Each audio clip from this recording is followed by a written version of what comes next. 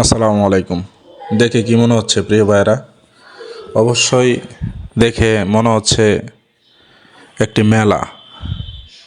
কিন্তু মেলাটা কেন এখানে আয়োজন করা হয়েছে দেখে কি তা মনে হচ্ছে?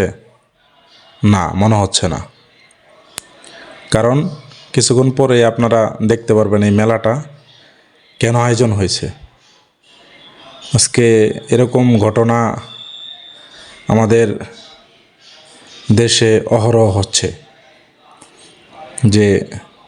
যে জন্য মেলাটা বসছে এর কারণ আপনারা এখনই দেখতে পারবেন। সেই কারণ হচ্ছে এখানে একটা মাহফিল হচ্ছে। দেখতেছেন মাহফিলটা কতজন লোক হবে? আনুমানিক 10 থেকে 12 জন লোক হবে। আর আপনারা কিছুক্ষণ আগে দেখলেন যে এই মাহফিল উদ্দেশ্যে যে মেলাটা বসছে, ওই মেলায় কি পরিমাণ লোক হয়েছে তো দেখেন।